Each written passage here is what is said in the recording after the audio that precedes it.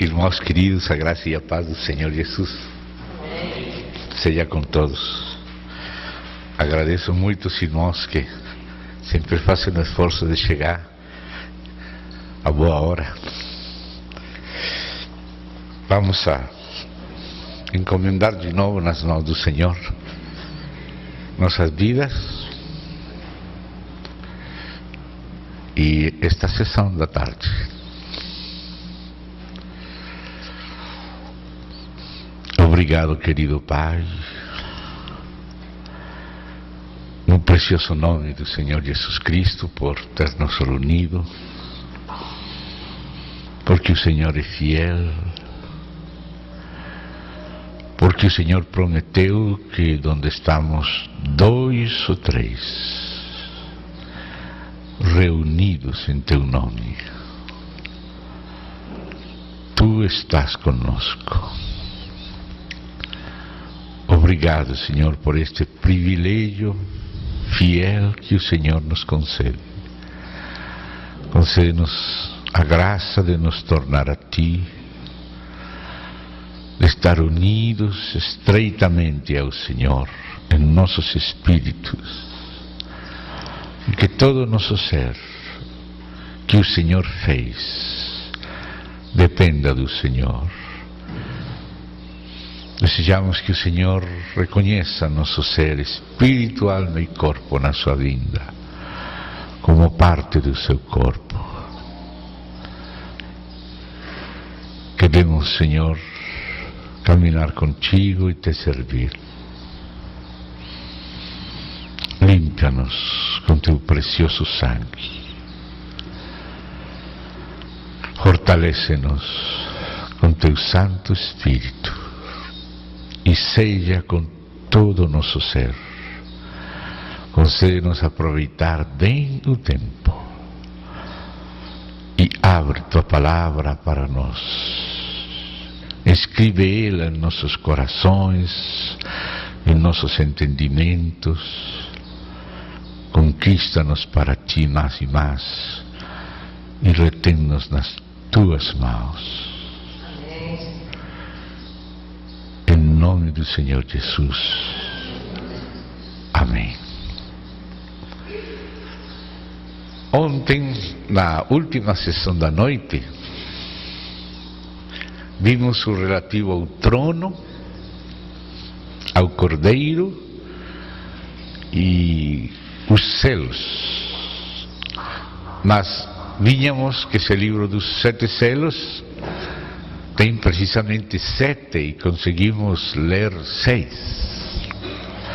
O 6º selo abrange, como vocês podem ver, o capítulo 6, verso 3, 12 e até o verso 17, todo o capítulo 6. E continua o 6º selo no capítulo 7. Lembre-se que quando o apóstolo João escreveu, ele não escreveu com capítulos, nem com versículos, com números, ele escreveu todo percorrido.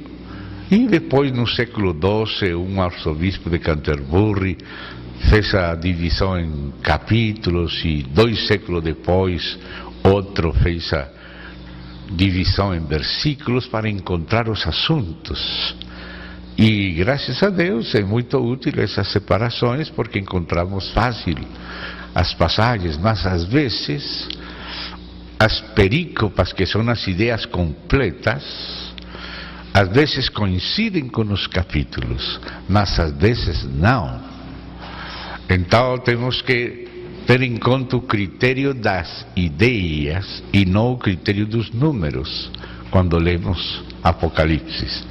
É decir, você vê onde começa a ideia e onde termina.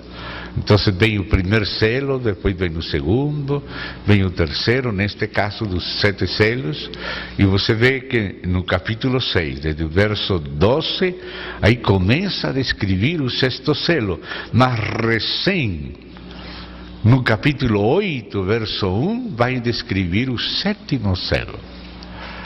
Isso quer dizer que o 6º selo abrange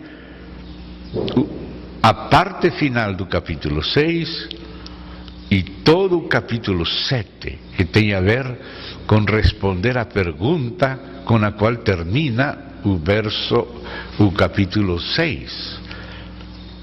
Quem é que pode suster-se ou se manter em pé na vinda do Senhor?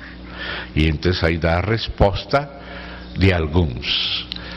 Estou fazendo este repasso por causa de que o que vamos ver agora está intimamente relacionado com a parte final do sexto selo. Aí no capítulo 7 diz: depois disto, ou seja, quando o Senhor inaugura praticamente, podemos dizer, a grande tribulação com esse terremoto mundial, que não é somente local, sino mundial,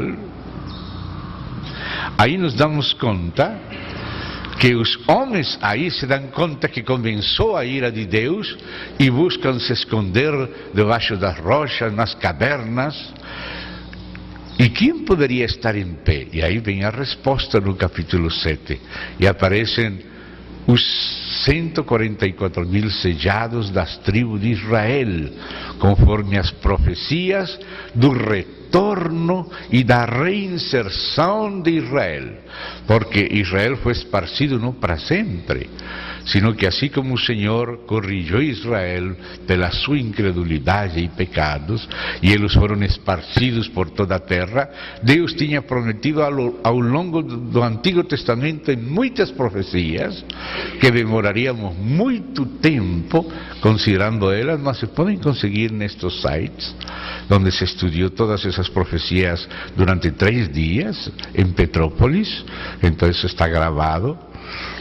Aí você vê como Deus, nos tempos dos finais, a figueira, que Israel brotaria de novo, assim como os demais árvores, outras nações, sendo também muito nacionalistas agora nos tempos finais, porque a figueira e os demais árvores brotariam.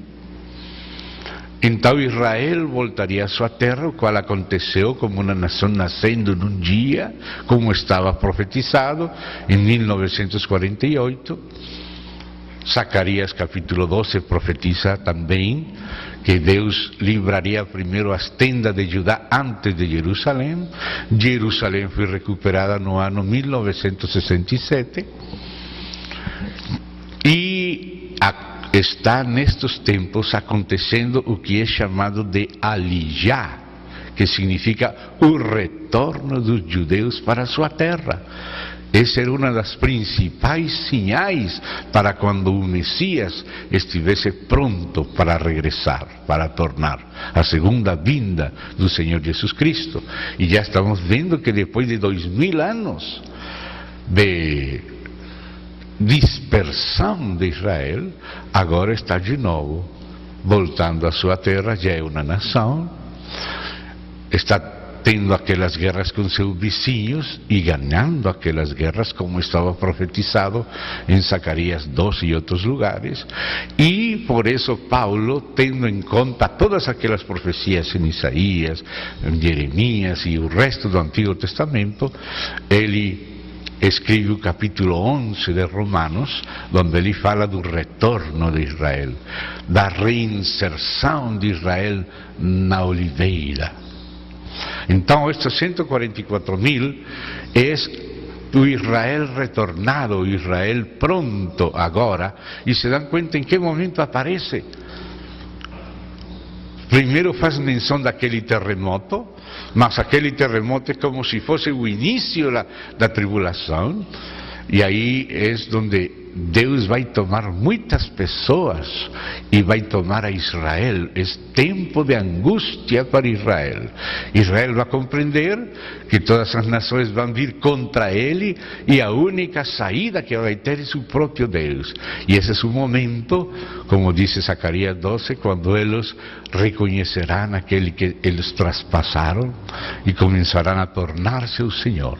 Então Deus tem reservado esses 144.000 das tribos de Israel para conformar a nação e cumprir de maneira perfeita a profecia do retorno da nação não somente a sua terra, sino a seu Deus e a seu Messias. E depois também das demais nações, muitas pessoas, graças a Deus, no meio daquelas dores do fim, limpiariam sua vida com o sangue do Cordeiro e entrariam debaixo do pastoreio de Cristo. Pero agora vamos ver no sétimo selo, que inclui 7 trombetas, porque as 7 trombetas são o desenvolvimento do sétimo selo. Não é algo à parte, senão que as 7 trombetas formam parte do sétimo selo. E nas trombetas, primeiramente Deus vai começar a tocar a terra, vai tocar o mar, vai tocar os rios, vai tocar as plantas, vai tocar os astros. E depois, nas finais trompetas, que são chamadas os 3 ais, vai tocar também os homens. Mas antes de tocar os homens, ele começa a tocar a natureza. E vai chegando mais perto das pessoas, porque Deus é misericordioso. Aqui na sequência da grande tribulação, na sequência das trombetas e das taças, vamos ver como naquela passagem de Deuteronômio, quando fala das bênçãos e das maldições. Se o povo é fiel ao Senhor, como consequência da sua fidelidade, o povo vai receber bênção de Deus. Mas se o povo é infiel a Deus, como consequência da sua infidelidade, vai receber problemas. E aqueles problemas vão ser cada vez mais graves. Depois, em privado, você pode ler aqueles capítulos das bênçãos e das maldições em Deuteronômio, e quando leia aquela porção das maldições, você vai ver que elas são cada vez mais sérias e mais graves. Deus começa corrigindo um pouquinho, mas depois tem que apertar um pouco mais a porca, porque eles não se arrependem. E ainda assim, eles continuam rebeldes, então ele tem que apertar mais.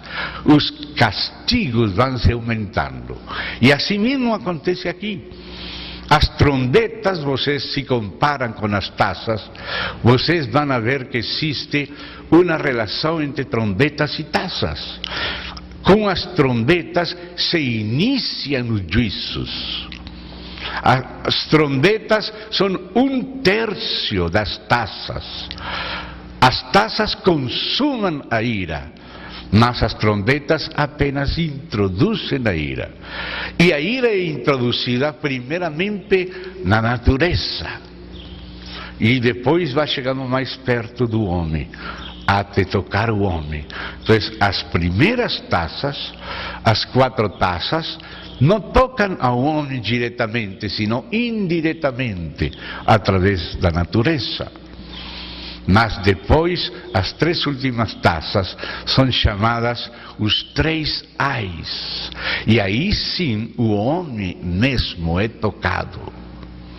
Mas aquelas trombetas não são a totalidade do juízo, sino a introdução do juízo, mas somente n'1/3 da sua medida.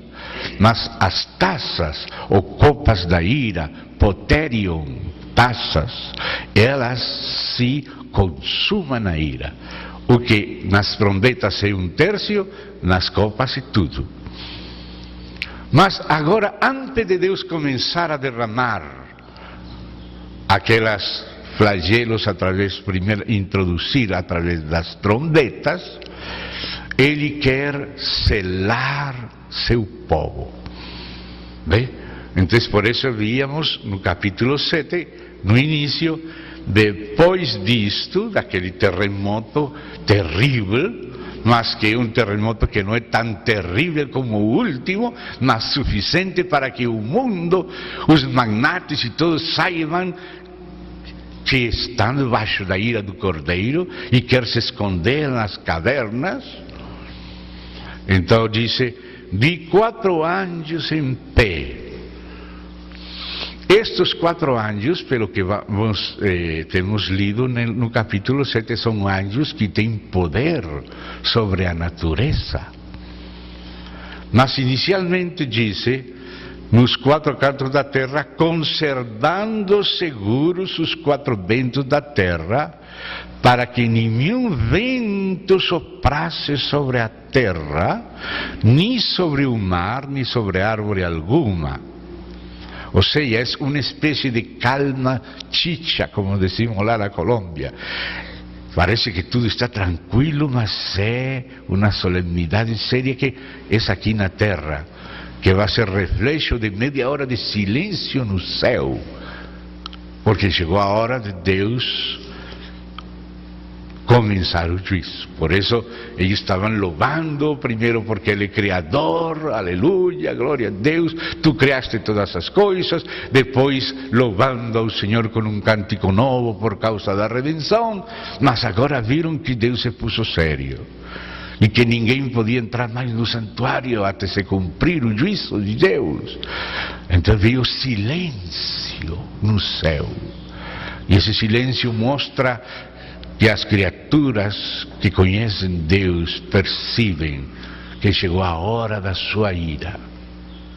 E por isso há silêncio, solenidade. E essa solenidade celestial também se começa a notar na terra.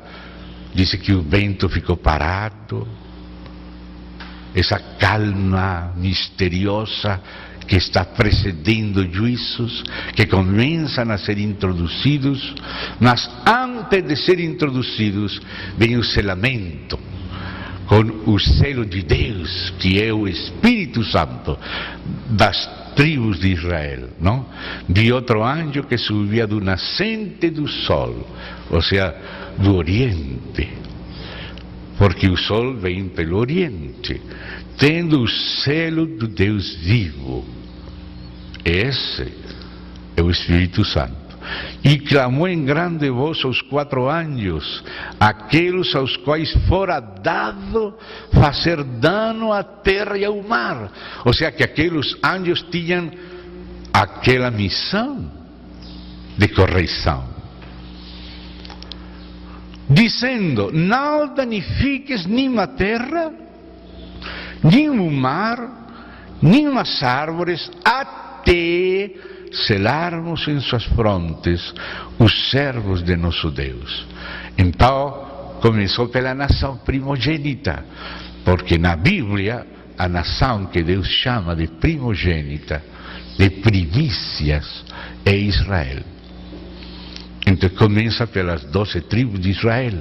Mas depois de selar Israel, Deus não termina com Israel, sino que continua com muita gente de toda tribo, língua, povo e nação. Por isso diz no verso 9, depois destas coisas vi, e eis grande multidão que ninguém podia enumerar, de todas as nações, tribos, povos e línguas, em pé. Quem poderá se sustentar, permanecer em pé diante dela? Aqui vemos aqueles 144 mil, e agora vemos gente de todas as nações e tribos em pé diante do trono e do Cordeiro, vestido de vestiduras blancas, com palmas nas mãos, e clamavam em grande voz, dizendo: a nosso Deus que se assenta no trono e ao Cordeiro pertence a salvação, etc. E aí vemos estas pessoas que são de Deus, seladas com o Espírito Santo e limpas pelo sangue do Cordeiro. E então, agora sim, se passa do 6º selo ao 7º. E isso que vamos fazer agora. Capítulo 8. Quando o Cordeiro abriu o 7º selo, houve silêncio no céu cerca de meia hora. Que contraste! Cântico de louvores pela criação, novo cântico pela redenção, e silêncio, a boca fechada, reverência, tremor de Deus, porque começa o juízo de Deus. Então, ou seja, essa palavra mostra a ligação do sétimo selo com as trombetas. Por que esse silêncio? É porque começa Deus a dizer, agora sim. Como quem disse, Deus estava esperando que aparecesse esse seu povo. Por isso Pedro disse que nós temos que apressurar a vinda do Senhor, que quando o seu povo esteja pronto, Ele vai culminar. E hoje temos que entender algo aqui, que vamos ler acá. Cada vez que você ora a Deus, conforme a oração do Senhor, que diz aquela oração que o Senhor nos ensinou? O Pai nosso, que estás no céu, santificado seja, não burlado, santificado, não menosprezado, santificado. Agora o mundo está se burlando de Deus, menosprezando e blasfemando Deus, mas você está orando, seja santificado teu nome, venha teu reino e faça-se a tua vontade aqui na terra como se faz no céu. Quando você está pedindo a Deus que venha seu reino, você está dizendo, com outras palavras, que passe este mundo e se estabeleça o reino de Deus na terra. Então, quando subem essas orações a Deus, chega um momento em que Deus decide responder. Mas quando Deus responde e o reino vai ser estabelecido, então o mundo tem que ser removido. E por isso é que as orações produzem um efeito que vamos ler. Aquele incensário é lançado à terra, vem um terremoto e começa o juízo da terra, porque nós oramos, teu nome seja santificado e passe este mundo e venha teu reino. Amém? Então vamos ler. Então, esse então liga com este silêncio de solenidade, de começo do juízo de Deus em introdução. Então viu 7 anjos, estes são definidos, não somente 7, os 7, porque é para juízo. Anjos que se acham em pé diante de Deus, e lhes foram dadas 7 trombetas. As trombetas são para anunciar, as trombetas são para advertir. As trombetas reúnem os anciãos do povo, reúnem o povo de Deus e dirigem para a guerra. Sempre a guerra era com trombetas, e esta é uma guerra que vai culminar em Armagedon, nas finais trombetas. Veio outro anjo e ficou de pé junto ao altar. Agora já eles estão prontos para tocar as trombetas. Agora veja o relacionamento dos juízos com as orações dos santos, como estamos falando do Pai Nosso. Um exemplo. Veio outro anjo e ficou de pé junto ao altar com um incensário de ouro, e foi-lhe dado muito incenso. Essas são as orações dos santos, para oferecê-lo com as orações de todos os santos sobre o altar de ouro, porque é no altar de ouro onde subem as orações, não no altar de bronze, sino de ouro. Por isso aquele que estávamos vendo lá, no 5º selo, era o de ouro, não debaixo da terra, sino nos céus. Que se acha, onde que se acha o altar de ouro? Diante do trono, não debaixo da terra, diante do trono. E da mão do anjo subiu à presença de Deus o fumo do incenso com as orações dos santos. Pai, seja santificado o teu nome, não permitas a soberba do homem. Senhor, derruba todo este pecado, venha teu reino e faça-se a tua vontade aqui na terra como se faz no céu. E o anjo tomou o incensário, encheu de fogo do altar e o atirou à terra. E essas são as respostas às orações dos santos. E houve trovões, vozes, relâmpagos e terremoto. Outro terremoto. Então os 7 anjos, porque este é de 7 no céu, aquele era do 6º. Então os 7 anjos que tinham as 7 trombetas prepararam-se para tocar. O primeiro anjo tocou a trombeta e o saraiva e fogo de mistura com sangue. Sempre que se fala de saraiva e fogo, se refere este fogo aos relâmpagos. Só fazer a pesquisa no resto da Bíblia com a ajuda de uma concordância e você se vai dar conta que esta saraiva, este granizo, é com fogo dos relâmpagos. E aqui onde diz com sangue, a palavra no grego é em sangue. O irmão estava contando que aqui às vezes caíram umas boas pedrinhas de gelo, porque aquelas gotas se congelam e se juntam. Lá em Bogotá já caíram como pelotas de tênis. E agora, nos últimos dias, já na Colômbia começaram a cair até de 30 centímetros. Nunca tinha acontecido isso. E lugares de terra quente, quente. Está caindo um granizo que nunca caía antes, cada vez mais grande. Vai chegar na 7ª taça como de um talento que é 33,5 quilos. Pedras que se vão juntando, se vão congelando. Aqui todavía não é tão grande como é descrito na última taça, porque vai crescendo, increscendo. Então aqui diz, foi então queimada, porque foram atirados à terra, a 3ª parte da terra. De aqui não toques a terra, nem as árvores, mas já foram selados, já tem muita gente convertida só com aquele terremotal imenso. E aqui veio outro terremoto e começou a tocar a terra. Foram queimadas a 3ª parte da terra, das árvores e também toda a erva verde.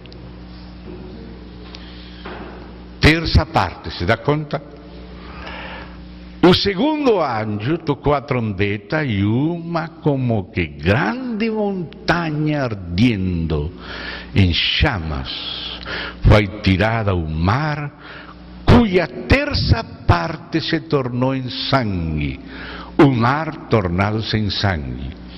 Estava conversando no mês de agosto em Iquique com uns irmãos que são pescadores, que trabalham em pesca submarina, e ele me explicava que às vezes acontecia que vinha uma maré vermelha e todo o mar naquela região virava vermelho. Eles experimentaram isso debaixo do mar. E disse que quando eles experimentaram isso, se lembravam de que a Bíblia disse que o mar viraria vermelho. Já com eles aconteceu pedacinhos. Mas aqui diz que vai ser a 3ª parte e a raiz de uma montanha ardendo que vai cair. Não sabemos se se refere a um astro, aerolito, asteroide que cai à Terra, porque depois vem a 5, mas ainda é na 3ª. Aqui este é ainda a 2ª, mas aqui fala de montanha. Tem muitas montanhas grandes que estão dentro do continente, mas na própria Colômbia existe na beira do mar. Uma das montanhas mais altas, é a mais alta da Colômbia e a mais alta do mundo ao lado do mar. Tem outras mais altas, mas não ao lado do mar. Quase 6.000 metros. Neves perpétuas na zona tórrida. Na zona ao redor do Equador, chamada de zona tórrida. E tem neve constante pela altura. E fica ao lado do mar, desce assim. Nesse lugar tem se praticado muito ocultismo. Surgiu um neognosticismo satânico por um gnóstico chamado de Samael Aún Weor. É um lugar terrível onde os corpos chamados de paz semearam maconha, se convirtiu aquela terra em lugar de tráfico, de produção de alcaloides. Não sabemos qual montanha vai cair, mas se você começa a estudar, diz que as naves de Tarsis foram afetadas em outras partes da profecia. Ficaste bravo, Senhor, com o mar? E as naves de Tarsis são as ocidentais, ou seja, que provavelmente fiquem no Atlântico. Nestes detalhes não podemos ser muito dogmáticos, mas estudar o melhor que se pode. Por causa do nosso tempo não podemos entrar nos detalhes, mas lá está, naquele primeiro site, que está aí no quadro, aproximação ao Apocalipse, está com muito mais detalhe o assunto da Saraiva, o assunto desta montanha, o assunto do terceiro anjo também com a terceira trombeta. Agora só podemos chamar a atenção de vocês, porque o tempo não dá para entrar em detalhes, senão não terminaríamos, ficaríamos só por aqui.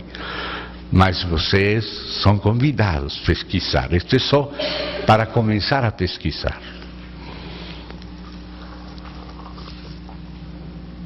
E morreu a terça parte da criação que tinha vida existente no mar, e foi destruída a terça parte das embarcações. Se dá conta? Ou seja, que isso foi uma situação que provocou possivelmente algum tsunami ou alguma coisa. Agora vocês estão aqui no Brasil, e esta terceira trombeta se gostaria de me deter só um pouquinho.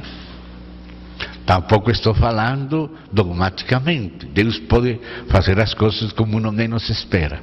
Mas o mais perto do cumprimento parece que vai se dar no Brasil, e vocês vão compreender por quê. Olha o que fala aqui. O terceiro anjo tocou a trombeta e caiu do céu sobre a terça parte dos rios e sobre as fontes das águas uma grande estrela. A palavra não é astro, ou seja, um asteroide está incluído nessa palavra, asteres, ardendo como tocha. O nome da estrela ou do astro é absinto, ou seja, ajenjo, que é amargo. E a terça parte das águas se tornou em absinto. E muitos dos homens morreram por causa dessas águas, porque se tornaram amargosas. Irmão, eu fiz este estudo bem feito. Tomei os dados acerca dos rios maiores de 1.500 quilômetros. E encontrei o seguinte: isso somente contabilizando os maiores.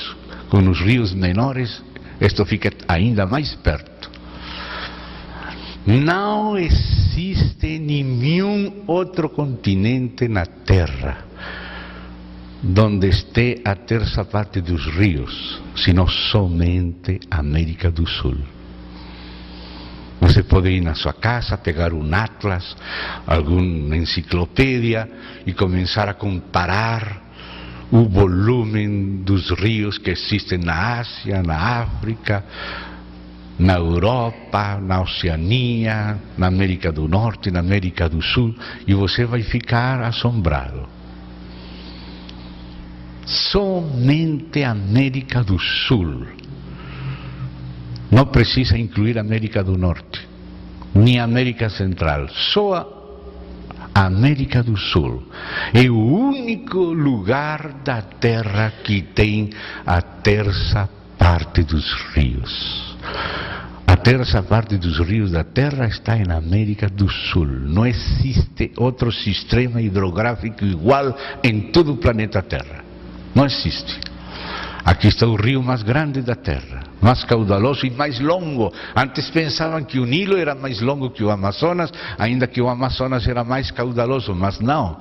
McIntyre, o investigador, percorreu o Amazonas até encontrar o nascimento. E por isso foi escrito um livro chamado O Amazonas Nasce no Céu. Por quê? Porque o rio Amazonas nasce acima da Cordilheira dos Andes, lá no Peru, num lugar tão alto que sempre está coberto de chuva. Então aquela chuva forma aquela lagoinha chamada de McIntyre, pelo nome do descobridor. Lá se condensa nas águas e a chuva produz aquela lagoinha e começa o rio Apurimac, que se vai tornando o Mai de Deus e depois vira Solimões e então Amazonas. É o mesmo Amazonas. É o rio mais grande da Terra, mais de 200 quilômetros mais longo que o próprio Nilo, que era considerado mais longo. E desse rio chega a quantidade de rios. Somente a bacia do Amazonas recebe o rio Xingu, rio Madeira, tem quantidade de rios, rio Tapajós e outros rios, quantidades que vêm dos Andes, que é ao longo de toda a América. E aqui no Brasil, aí perto das fronteiras com Bolívia e com Paraguai, onde está o Pantanal Mato-Grossense, existe a chamada Chapada dos Parecis, de onde se separam as duas bácias, a bácia do Amazonas ao norte e onde começa a bácia do Rio da Prata ao sul. E daí é onde desce aquele rio Xingu, aquele rio Madeira, aquele rio Tapajós, e o rio Guaporé, e o Mamoré. Você pode ir desde Colômbia até Buenos Aires, pelo interior de América do Sul, por rio.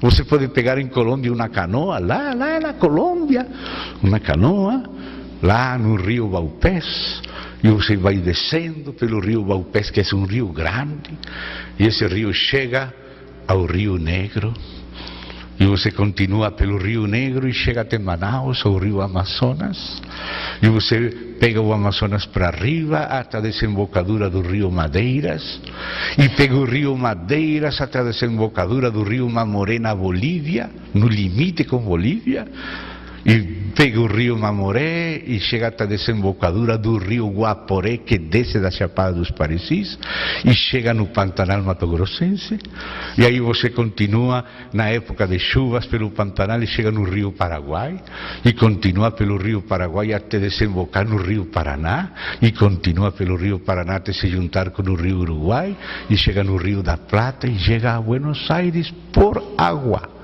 pelo interior de América do Sul. Somente dou este exemplo para que você veja o sistema hidrográfico da América do Sul. Não existe um sistema hidrográfico igual em todo o planeta Terra. Então, sem ser dogmático, se um asteroide ou Ásteres absinto vai cair e vai contaminar a terça parte dos rios, tem que cair num lugar onde tem esses rios. E o candidato ideal é o Brasil.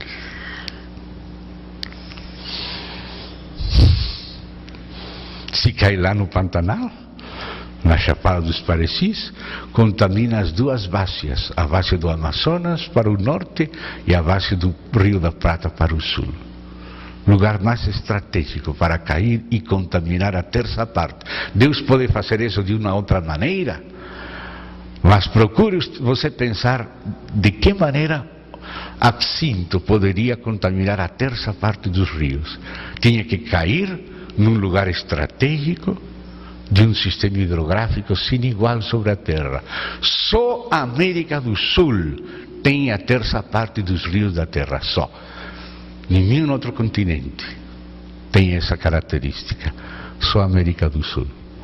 Então, amados, muitos estão querendo vir para o Brasil a fugir, mas vocês que são do Brasil têm que orar.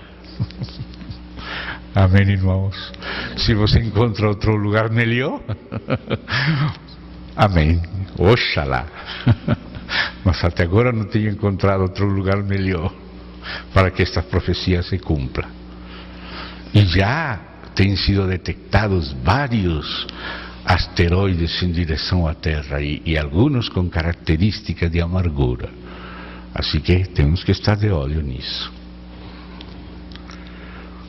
O quarto anjo tocou a trombeta e foi ferida a terça parte. Você vê que sempre fala a terça parte, as trombetas sempre falam a terça parte das árvores, a terça parte do mar, a terça parte dos rios, e agora essa terça parte do sol, da lua, da luz das estrelas. A terça parte do sol e da luz das estrelas, para que a terça parte deles oscurecesse e na sua terça parte não brilhasse assim o dia como também a noite. O Senhor falou que haveria sinais nos céus, no sol, na lua, nas estrelas.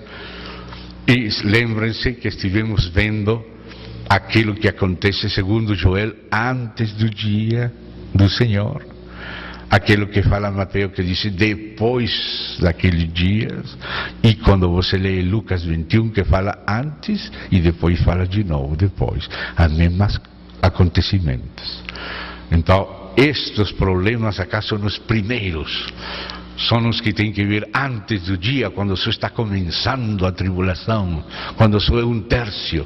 Nas taças já não é um terço, agora é tudo. Por isso aparecem dois tempos.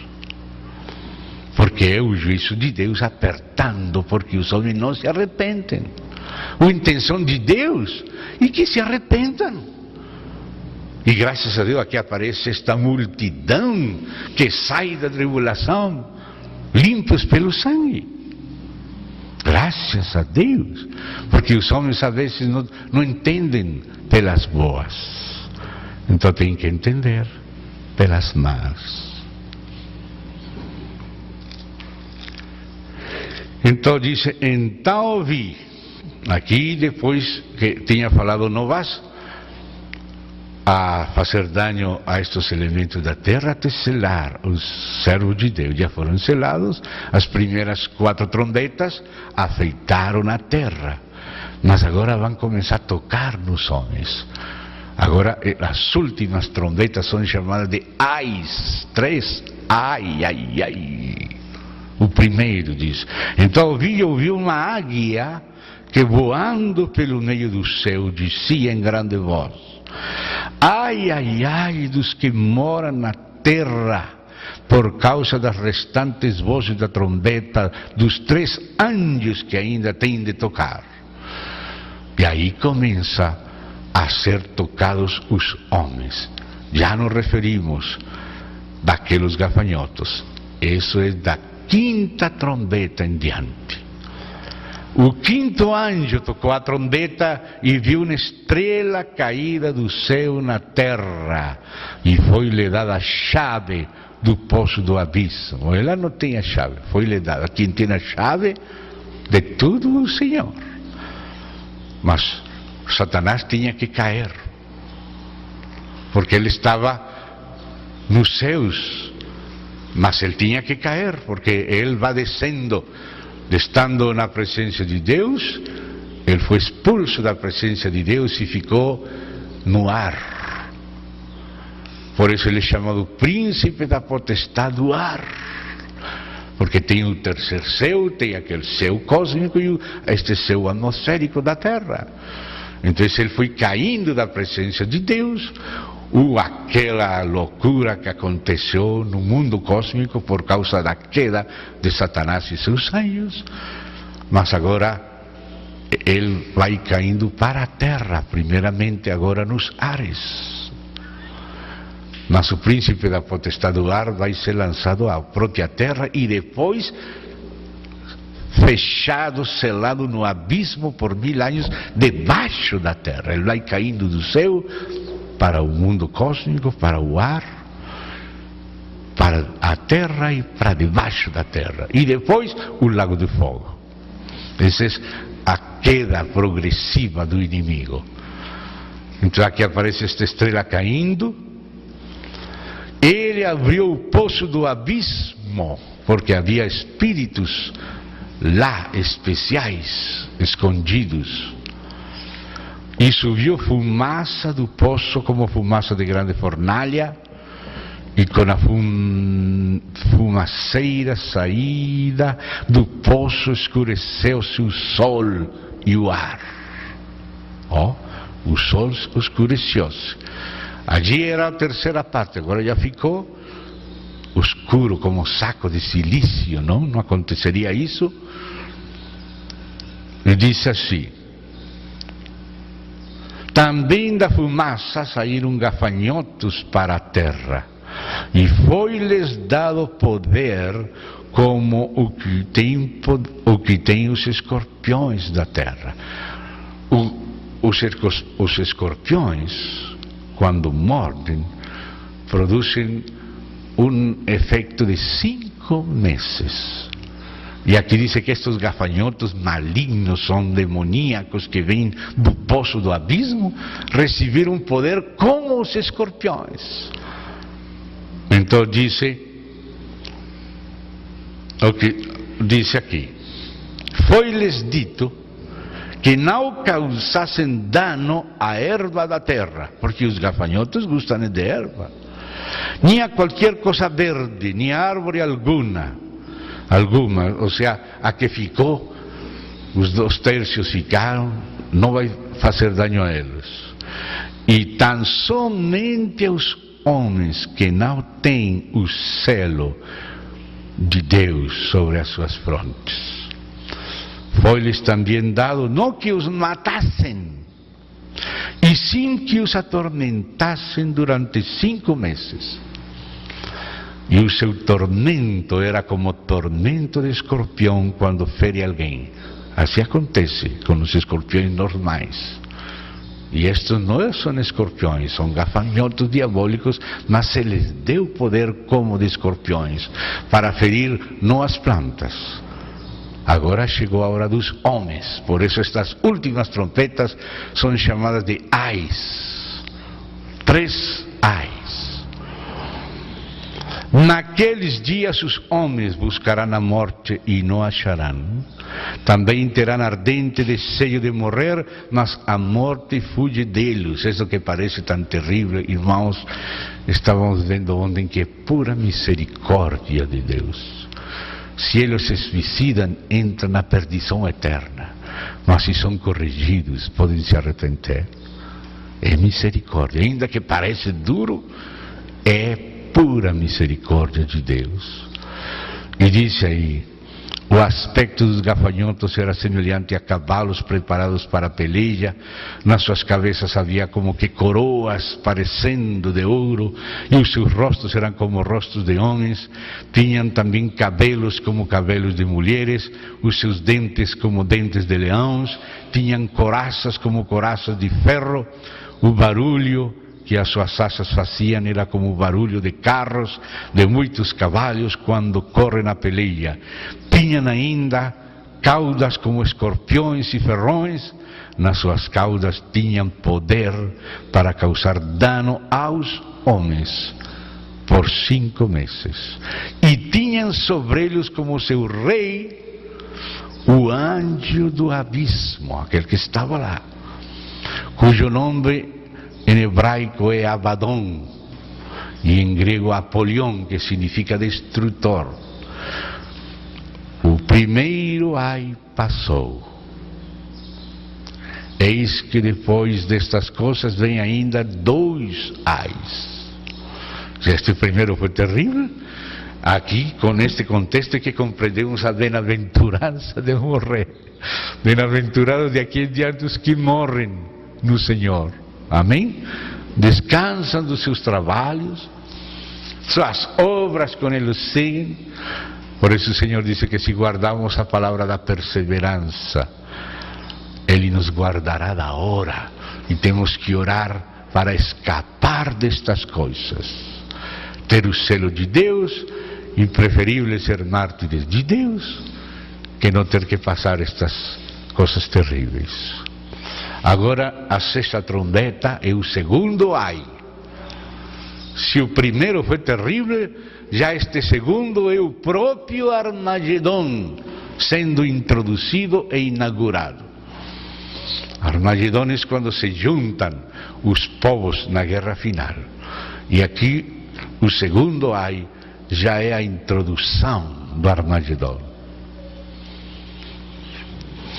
O sexto anjo tocou a trombeta e ouvi uma voz procedente dos quatro ângulos do altar de ouro que se encontra na presença de Deus, dizendo ao sexto anjo, o mesmo que tinha a trombeta: solta os quatro anjos que se encontram atados junto ao grande rio Eufrates. Irmãos, o que acontece no Eufrates é muito importante. Já ontem contamos que o Eufrates praticamente se secou. Um rio imenso que tinha 16 metros de profundidade de água. 16 metros de água. Você vê as fotografias nestes links, está aí esse relógio profético. Seco, quarteado, a gente caminhando no fundo do rio quarteado. Nunca tinha acontecido, mas já está acontecendo. E sabe onde fica o Eufrates? No Iraque. E sabe o que diz aqui a palavra? Que lá no Iraque, lá no mesmo lugar do rio Eufrates, estavam atados 4 anjos de destruição. Ou seja que se eles estavam atados, Deus não permitia a eles fazer o que querem fazer. Mas disse que no segundo ai, na sexta trombeta, de lá, do Iraque, vão ser desatados estes 4 anjos e vão sair para destruir quantidade de gente através de guerra. Que foi fazer Bush lá, catucar aqueles anjos? E agora não sabem como parar a situação. Tocaram no avispero e as bispas começaram a sair, e isso não vai parar aí em Iraque. Isso vai continuar piorando desde Iraque para o resto do mundo. Não vai parar. Vai continuar. Porque olha o que fala aqui. Vamos seguir lendo. Diz: solta os 4 anjos, verso 14b. 4 anjos que se encontram atados junto ao grande rio Eufrates. Ou seja, isso é no Iraque. Por isso, tudo que aconteça no Iraque tem que ter os olhos abertos. E diz assim: foram então soltos 4 anjos que se achavam preparados para a hora, o dia, o mês e o ano, para que matassem a terça parte dos homens. Ou seja, que a violência que provém desde Iraque vai se estender, e vai se estender até matar a terça parte dos homens por meio de guerra. Aqui diz os flagelos que serão usados. O número dos exércitos da cavalaria era de 20.000 vezes 10 milhares. Eu ouvi o seu número. Isso quer dizer 200 milhões. O único exército que tem agora 200 milhões é China. E estávamos lendo lá em Daniel 11 que viriam os reis do Oriente. E aqui, quando você vê a continuação e compara a sexta trombeta com a sexta taça, volta a falar do Iraque, volta a falar do Eufrates, volta a falar de Armagedon. Só que aqui começa, lá termina. Então diz aqui: assim nesta visão contemplei que os cavalos e os seus cavaleiros tinham coraças cor de fogo, de jacinto e de enxofre. As cabeças dos cavalos eram como cabeças de leões, de suas bocas saía fogo, fumaça e enxofre. As guerras convencionais desde o século XX para cá, por meio destes 3 flagelos, a saber, pelo fogo, pela fumaça e pelo enxofre que saíam das suas bocas, foi morta a terça parte dos homens. Irmão, quanta gente vai continuar morrendo a raiz deste conflito que começou naquela terra, que está continuando, já há muita gente morta, e não para, sino que vai contaminando Irã, vai contaminando Síria, vai contaminando o resto das nações. Aí está Estados Unidos metido, está na Inglaterra, quantos outros países. Pois a força dos cavalos estava nas suas bocas, nas suas caudas. Imagina o apóstolo João, que naquela época não conhecia aqueles tanques de guerra e aquelas coisas, vendo toda aquela tecnologia, ele descreve desta maneira: porquanto as suas caudas se pareciam com serpentes e tinham cabeças, e com elas causavam dano. Os outros homens, aqueles que não foram mortos por estes flagelos, não se arrependeram das obras das suas mãos. Que buscava Deus com isto? Arrependimento. Mas nem ainda assim se arrependeram. Não se arrependeram das obras das suas mãos, deixando de adorar os demônios e os ídolos de ouro, de prata, de cobre, de pedra e de pau, que nem podem ver, nem ouvir, nem andar. Ou seja, a idolatria continuou e a demonolatria continuou. Nem ainda se arrependeram dos seus assassínios, nem das suas feticharias, nem da sua prostituição, nem dos seus furtos. Então agora só falta a sétima trombeta. Mas antes da sétima trombeta, o Senhor faz uma advertência para explicar o que significa esse final e como tem que voltar a profetizar de novo. E aí é que chegamos no capítulo 10. O capítulo 10 é como se fosse, como estamos fazendo aqui. Terminamos um capítulo e tomamos um descansinho para logo continuar. Então o capítulo 10 é como esse descanso para prever o que vai acontecer na sétima trombeta. Mas com a sétima termina tudo, então tem que explicar bem esse final. E tem que explicar também a nova profecia que tem que ser dada. Amém? Então aparece aqui o capítulo 10. Vi outro anjo forte descendo do céu, envolto em nuvem, como arco-íris por cima de sua cabeça. Note que é como anjo do pacto, com arco-íris. Seu rosto como o sol, as pernas como coluna de fogo, tendo na mão um livrinho aberto. Já isto estudamos na segunda vez, na primeira noite, segunda parte. Tendo na mão um livrinho aberto, pôs o pé direito sobre o mar, o esquerdo sobre a terra, e bradou em grande voz como ruge um leão. E quando bradou, desferiram nos 7 trovões as suas próprias vozes. Logo que falaram nos 7 trovões, eu ia escrever. Somente João é o único que conheceu o que falaram naqueles trovões, mas foi proibido de escrever. Mas ouviu uma voz do céu dizendo: guarda em segredo. Mas Deus revelou para João, mas só para João. Guarda em segredo as coisas que os 7 trovões falaram e não as escrevas. Por aí tem surgido alguns pregadores e teólogos que dizem saber o que estes 7 trovões falaram. William Marion Branham, tem um Paul, não me lembro o sobrenome dele, Paul algo, outro chamado de Coleman, que foi seguido por Oscar Galdón aqui na Venezuela, falando dos 7 trovões, igual que esse William Soto Santiago também. Mas aqui diz que é guardado em segredo, já que tudo aquilo é só delírio. Guarda em segredo.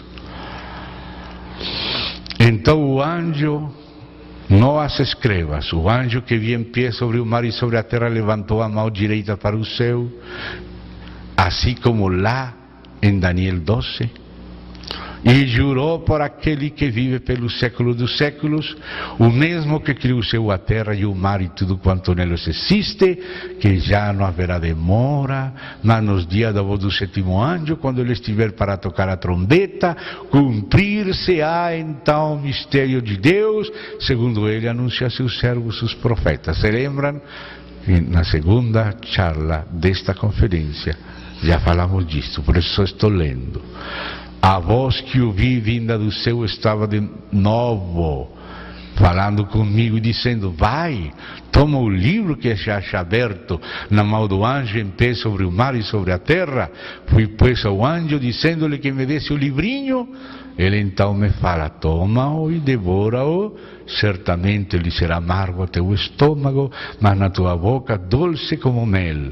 Tomei o livrinho da mão do anjo e o devorei, e na minha boca era doce como mel. Quando porém o comi, meu estômago ficou amargo. Então me disseram: é necessário que ainda profetizes a respeito dos muitos povos, nações, línguas e reis. Essa é a segunda parte da profecia, desde o capítulo 12 até 22, porque a primeira parte termina com o livro aberto, que tem 7 selos, e o sétimo selo, 7 trombetas. Aqui estamos no contexto da 6ª trombeta, antes da 7ª. A 7ª trombeta começa no meio do capítulo 11, assim que aqui estamos ainda no preparo da 7ª trombeta, no contexto da 6ª. Foi-me dado, porque esqueça-se destes números, porque estes números não foram escritos por João. São as ideias, ele vai separando o primeiro selo, o segundo selo, primeira trombeta, 6ª trombeta. Isso que você tem que ter em conta, não os números dos capítulos, sino principalmente as ideias. Foi-me dado um caniço semelhante a uma vara, e também me foi dito: dispõe-te e mide o santuário de Deus, o seu altar e os que naquele adoram. Aqui vem o assunto que nos mostra por que era necessário que o terceiro templo seja levantado. Era uma profecia em Jeremias, aberta, e também implicada nas profecias de Daniel, onde diz que aquele anticristo que se sentará no templo de Deus vai profanar ele. Está também implicada em Zacarias, em outros lugares, e agora aqui em Ezequiel também, e agora aqui em Apocalipse. E não o mesas, não pode medir o santuário, porque foi ele dado aos gentios. Que é o que está acontecendo agora? Já depois veremos um pouco mais disto, mas gostaria de adiantar um pouco. Quando Tony Blair era primeiro-ministro da Inglaterra, britânico, ele era anglicano, mas esperou a retirar-se para se convertir ao catolicismo. Quando terminou seu mandato como premier britânico, então visitou o Papa Benedito XVI, se fez católico, estabeleceu uma fundação ecumênica com o próprio nome dele, fez nos ritos de Nova Era em México, de Nova Era, se fez sendo anglicano, se fez católico, fez ritos de Nova Era, estabeleceu uma fundação ecumênica e foi nomeado pela ONU, pela União Europeia, pelos Estados Unidos e por Rússia, chamados o Quarteto de Madrid, para ele assinar a paz de Israel lá, com os palestinos, com os árabes. E ele está propondo que a bandeira de Israel esteja ondeando nas embaixadas de todos os países árabes que não recebem nem reconhecem Israel, enquanto que a bandeira da Palestina estaria ondeando na Jerusalém Oriental e a bandeira das Nações Unidas estaria ondeando na velha Jerusalém, onde está a a mesquita de Omar, o Domo da Rocha, onde tem um espaço para levantar o templo, porque a porta do Oriente não dá para a mesquita, sino dá para a esplanada. E diz que por essa porta entraria o Messias ao templo.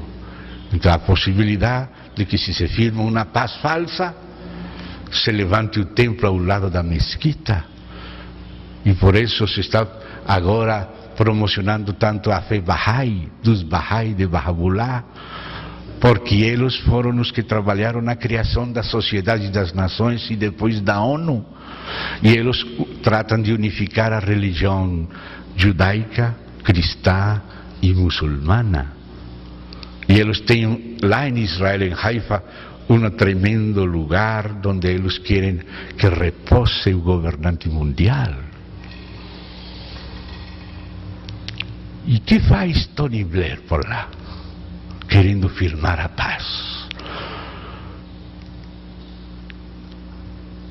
Aqui diz que aquele templo que ficaria naquela parte da Velha Jerusalém seria dado para os gentios. E olha que o que ele está propondo é que a bandeira das Nações Unidas, que fala do governo mundial, seja que esteja ondeando na Nova Jerusalém, e o Papa mesmo quer que seja uma cidade internacional.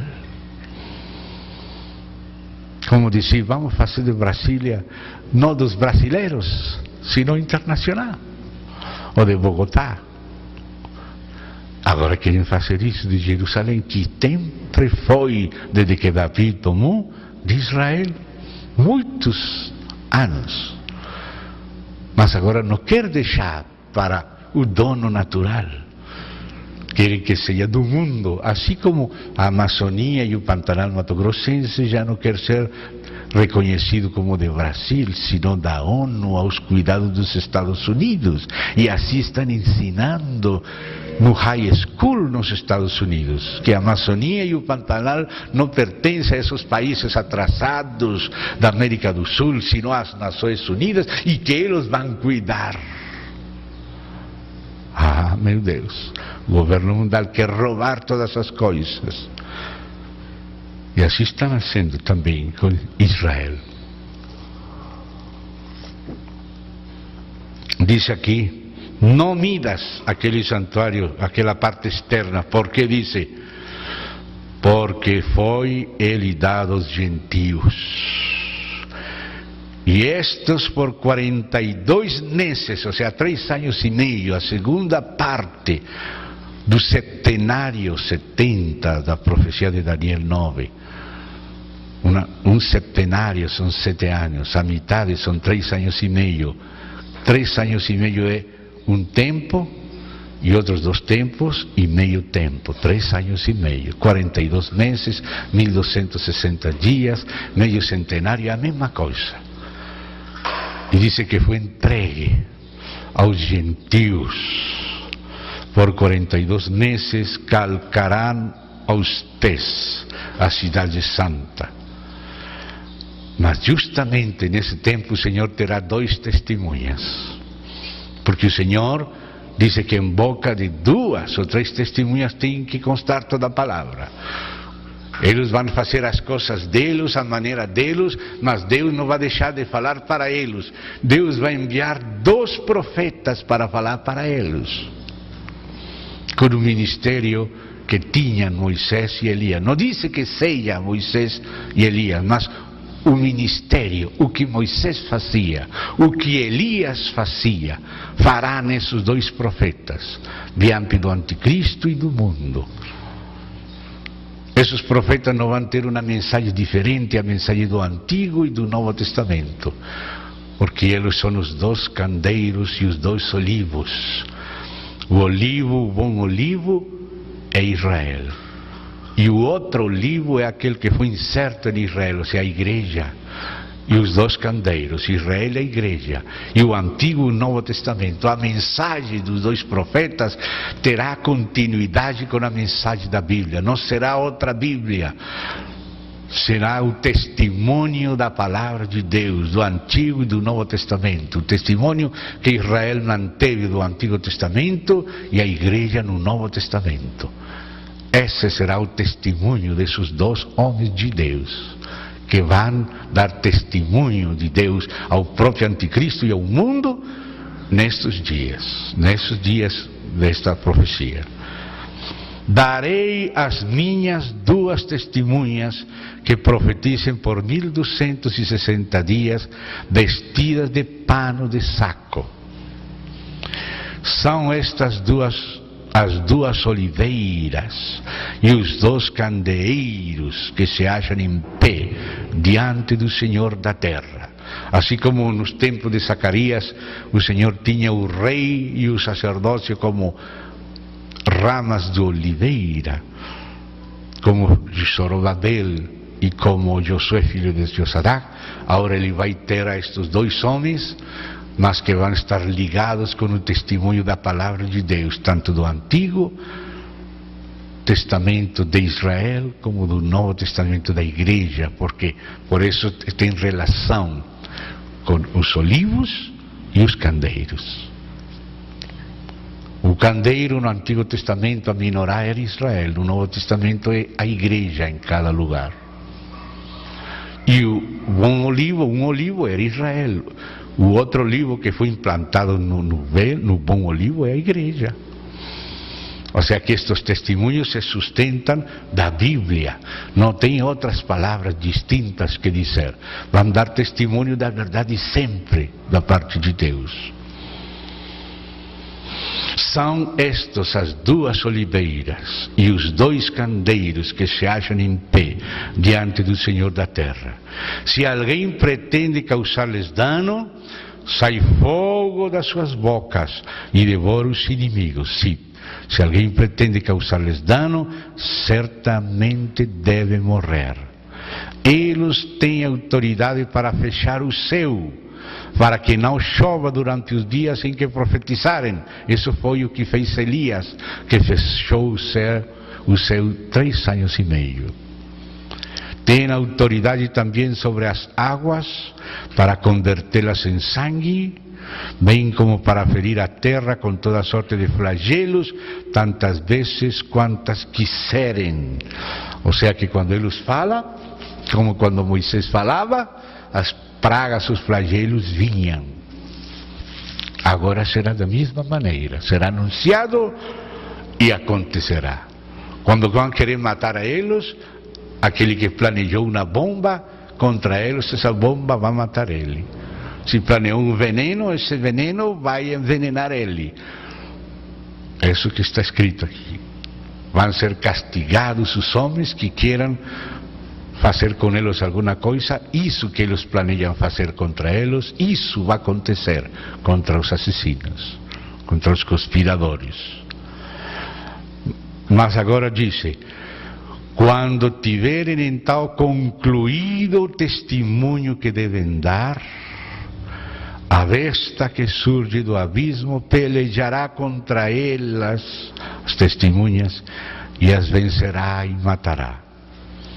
E os seus cadáveres ficarão estirados na praça da grande cidade, que espiritualmente se chama Sodoma, como lá em Isaías, e Egipto, onde também o seu Senhor foi crucificado, ou seja, possivelmente Jerusalém. Então, muitos dentre os povos, as tribos, as línguas e as nações contemplam os cadáveres das duas testemunhas por 3 dias e meio e não permitem que esses cadáveres sejam sepultados.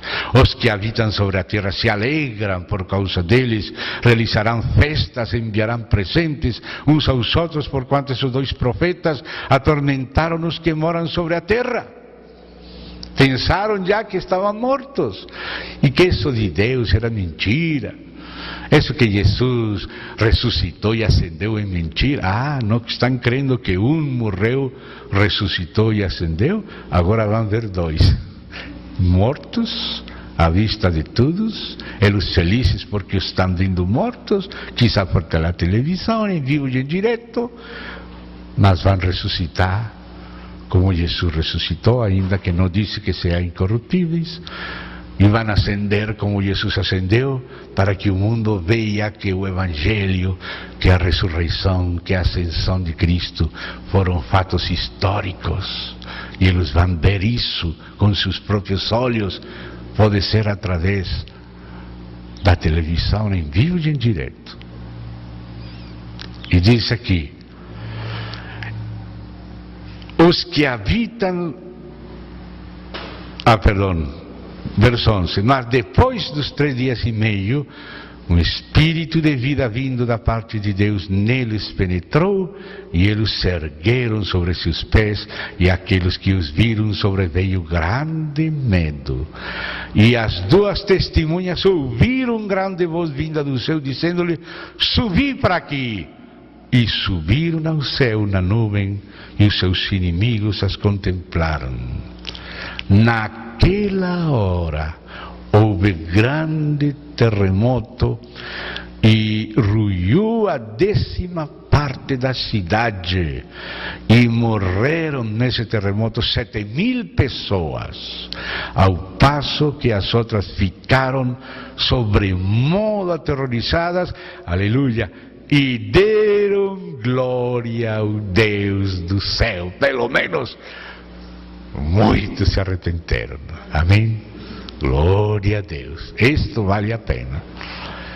Passou o segundo ai.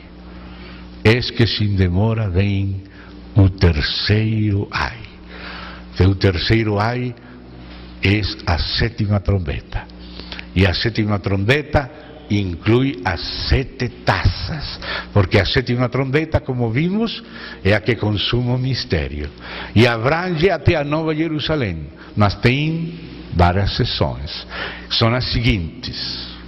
Vamos terminar o capítulo 11, as trombetas. Esse é o tema agora: o 7º selo e as 7 trombetas. O 7º anjo tocou a trombeta, e houve no céu grandes vozes dizendo: o reino do mundo se tornou de nosso Senhor e do seu Cristo. Ou seja, que a 7ª trombeta é a final, a que consuma, a que somete debaixo dos pés do Filho de Deus todas as coisas. E ele reinará, não somente por 1000 anos, pelos séculos dos séculos. Esta é a introdução do reino eterno, que certamente tem uma parte milenial, mas continua no céu novo, na terra nova, na Nova Jerusalém, como se fala também em Daniel, um reino que nunca jamais será dado a outro povo, nem terminará. E os 24 anciãos que se encontram sentados nos seus tronos, diante de Deus, postraram-se sobre os seus rostros e adoraram a Deus, dizendo... Escute o que falam estes anciãos: graças te damos, Senhor Deus Todo-Poderoso, que és e que eras. Já não precisa dizer que has de vir, porque já veio. Porque assumiste o teu grande poder e passaste a reinar. Na verdade, as nações se enfureceram. Aí foi declarado, naquelas trombetas do Armagedon. Depois vai voltar a pregar sobre a mesma coisa nas taças, para completar a profecia. Mas aqui já está dizendo que Armagedon foi preparado e introduzido. Por isso diz: as nações se enfureceram. Chegou, porém, a tua ira. Aí estão incluídas as taças. E o tempo determinado para serem julgados os mortos. Por isso 1 Coríntios 15 diz que é na final trombeta que os mortos ressuscitam e os demais somos transformados. Esta é a 7ª trombeta, o tempo determinado para serem julgados os mortos, para se dar o galardão aos teus servos, os profetas, aos santos e aos que temem o teu nome, assim os pequenos como os grandes, porque é todos num momento, pequenos e grandes, tudo num momento, num mesmo tribunal de Cristo. assim os pequenos como os grandes, e para destruíres os que destroem a terra. É o mundo que destrói a terra. Não sei se vocês têm ouvido o testemunho de Samuel Doctorian. É um irmão libanês, que era pregador batista, que estava de visita na ilha de Patmos e ficou em jejum e em oração lá, e apareceram 5 anjos dos 5 continentes e predisseram para ele as coisas que estão acontecendo desde 98 para cá, que foi quando os anjos falaram para ele, coisas de destruição do mundo, terrível. Mas eu fiquei muito assombrado, porque naquelas visões o anjo derramava uma taça e as geleiras do Polo Norte derretiam, os rios subiam, o mar subia, as nações baixas eram inundadas, até os 2 continentes lá no México, os mares Atlântico e Pacífico se uniam, terremotos, tudo isso. Mas eu tinha lido vários anos antes um livro escrito por um cientista, não um crente, mas o título do livro parece como se fosse um crente falando de Apocalipse. Sabe qual era o título? O autor se chama Rattray Taylor, um cientista, até evolucionista, mas o livro dele tinha este nome, O Juízo Final. E sabe o que falava ele nesse livro? Os planos de engenharia planetária que tem as elites. E muitos desses planos são as coisas que vai produzir o juízo de Deus. Mas o curioso é que é provocado pelos próprios homens. E aqui diz: os homens destruem a terra. Tem gente das elites que pensa derretir as geleiras, que pensa juntar o Pacífico e o Atlântico, fazer um mar no Amazonas e outro mar na África Central. Até hoje já existe tecnologia para roubar a chuva de um país e conduzir a outro país. Muitas coisas estranhas existem. Eu estava lendo e dizia: mas que coisa, os próprios homens. Geoengenharia, ou seja, engenharia planetária, planeando multinacionais, gente de governos, com nomes próprios, trabalho de universidades, planeando fazer loucuras na Terra, ao serviço das elites. E depois, aquelas coisas que tinha lido que iam acontecer, que estão nos planos dos homens, aqueles anjos falando para o irmão que iam acontecer.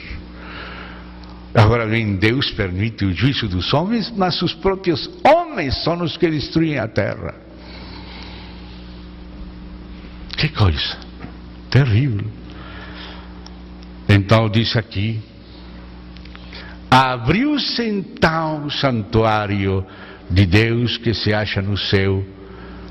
Note quando é que se abre o santuário. Depois, não antes. E foi vista a arca da aliança no seu santuário, aquela que viu Moisés no monte, e por isso fiz um modelo na terra. E sobreviram relâmpagos, vozes, trovões, terremoto e grande saraivada. Irmão, essas são as 7 trombetas. Vamos descansar um momento?